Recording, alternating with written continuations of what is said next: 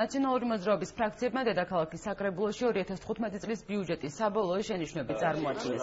შენიშვნების ძირითადად სამი მიმართულებით არის და ისინი სოციალურ, ინფრასტრუქტურულ და ეკონომიკის მიმართულებებს ეხება.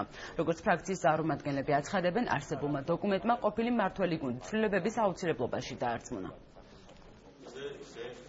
მოჩნია შენიშვნები 2015 წლის ბიუჯეტის მიმართ, როგორც შემოსულობების ნაწილში, ასევე ხარჯით ნაწილში და დეტალურად გვაქვს გაწერილი, თუ რა პრიორიტეტები არის ჩვენთვის საყურადღებო და აუცილებლად შესასრულებელი მომავალი წლისათვის. მერიის შემოსულობებთან დაკავშირებით მიგვაჩნია, რომ დაახლოებით 50 მილიონით მეტი უნდა იყოს ეს შემოსული თანხები, ასევე დათვლილი გვაქვს ეკონომია 25 მილიონზე მეტი და ეს ყველაფერი სავსებით აკმაყოფილებს იმ პროექტებს, რომელიც ჩვენ დამატებით გსურს, რომ თბილისის მოქალაქეებმა მიიღონ. ძალიან სამწუხაროა, რომ ქალაქში უმწვავესი პრობლემის საცობების მოგვარების კუთხით თბილისის მთავრობა არ აპირებს მომავალ წელს გადადგას რაიმე კონკრეტული ნაბიჯები, ამიტომ ჩვენ მოვითხოვთ და ვთავაზობთ მათ მინიმუმ 2 სატრანსპორტო კვანძის გმირთა მოედნის და ვეფხვი მოყმის მიმდებარედ მარშალ გელოვანის გამზირის განსატვირთავად ინფრასტრუქტურული პროექტების წამოწყებას, ასევე მნიშვნელოვანია ქალაქის ისტორიულ ცენტრში მდებარე ავარიული საცხოვრებელი სახლების, რომელიც გამაგრებას აღარ ექვემდებარება რეაბილიტაციისათვის გარკვეული ხელშემწყობი პროგრამის გათვალისწინება ბიუჯეტში. დედაქალაქის 2015 წლის ბიუჯეტზე საუბარს ჩვენ ახლა საკრებულოს უმრავლესობის წევრ ჯაბა სამუშიასთან ერთად განვაგრძობთ. მოგესალმებით ბატონო ჯაბა. პირველ რიგში მგითხრათ, როგორ უპასუხებთ ბრალდებებს, რატომ ვერ ხერხდება პენსიონერების, სტუდენტების და შეზღუდული შესაძლებლობის მქონე პირების უფასო მგზავრობა?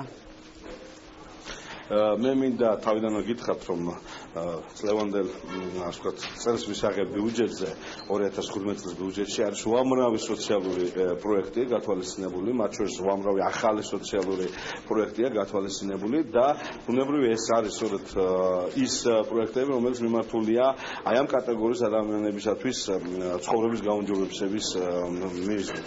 ეხლა კონკრეტულად ნაციონალურ მოძრაობას აქვს თავისი ხედვა, ბუნებრივია, როცა ჩვენ ვამბობთ, რომ ამ შემთხვევაში თქვათ და ვპასუხობთ ჩვენს ოპონენტებს, როდესაც საუბარია იგივე თუნდაც შეღავათებზე, იგივე თუნდაც 10-ლარიან პენსიაზე, ბუნებრივია მას აქვს თავისი არგუმენტები, მათ შორის თუნდაც იგივე 10-ლარი პენსიას ითხოვდნენ ჩვენი კოლეგები, იმ პენსიას, რომელიც 2 წლის წინ თვითონვე გააუქმეს, თბილისში ესეთი დანამატი არსებობდა, მაშინ არც სოციალურად დაუცველებისთვის და არც ჩვეულებრივად მოსახლეობისათვის საყოველთაო ჯანდაცვის პროგრამა არ მოქმედებდა, მოქმედებდა 3-ლარიანი პაკეტი, რომელსაც ვთქვათ, ძალით წნევას თუ გაიზომებდნენ ადამიანები, დღეს როდესაც ამხელა ვთქვათ სოციალური პროგრამები არსებობს ჯანდაცვის მიმართულებით, საყოველთაო ჯანდაცვის პროგრამა, ბუნებრივია ეს ყველაფერი ერთობლიობაში ქმნის იმის ფონს, რომ მაქსიმალურად მოხდეს იმ ფენის, ასე ვთქვათ, დარღვევა, იმ ფენის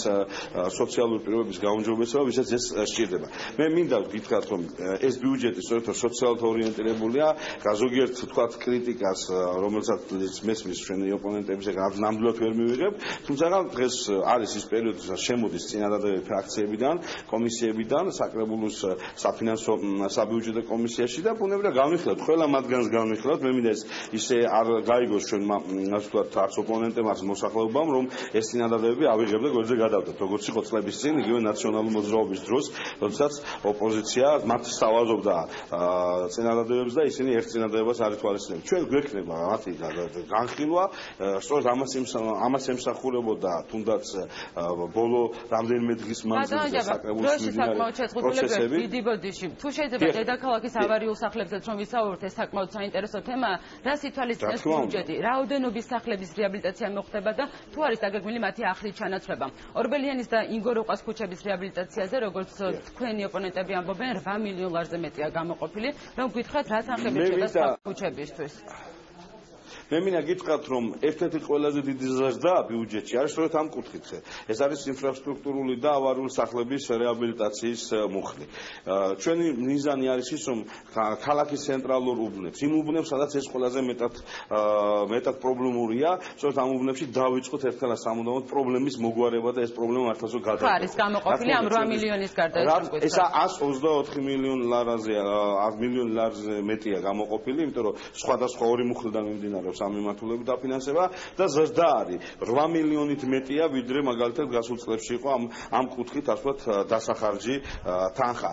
მე მესმის რომ თანხები არ არის საკმარისი, იმიტომ რომ ეს არის პრობლემები, რომლებიც წლების მანძილზეა დაგროვილი, 80-იან წლებიდან მოყოლებულია დაგროვილი ეს პრობლემები საბჭოთა პერიოდშიც არსებობდა, თქვენ წარმოიდგინეთ და მე მესმის რომ მთელი თბილისის ბიუჯეტი რომ მარტო ამ მიმართულებით მიმართოთ, შეიძლება თანხა არ გვეყოს კიდევაც, მაგრამ ის რაც არის მოცემულ მომენტში მაქსიმუმის ჩადება, ჩვენ ეს ამ მიმართულებით გავაკეთებთ. მე ერთი აუცილებლად მინდა აღვნიშნო ორი რამ, რაც ამ ბიუჯეტთან მიმართებაში არის აბსოლუტურად დადებითი. პირველი ეს არის რომ ამ ხელმომწირების ბიუჯეტი 800 მილიონიანი ბიუჯეტი ნამდვილად არ ქონია თბილისს აქამდე და მეორე ასეთი განხილვა, ასეთი ჩაშლი, ანუ პროგრამული ბიუჯეტი ასევე თბილისს არ ქონია. დღეს როცა ჩვენი ოპონენტები მსჯელობენ უკვე კონკრეტულ პროგრამებზე, კონკრეტულ ასე ვთქვათ თანხების მიმართულებაზე, ეს ამის დამსახურებაა. მე მინდა მათ გავახსენო და აიღონ წინა წლების ბიუჯეტი, იყო ზოგადი ციფრი მითითებული რაღაცა პროგრამა და დამთავრდა.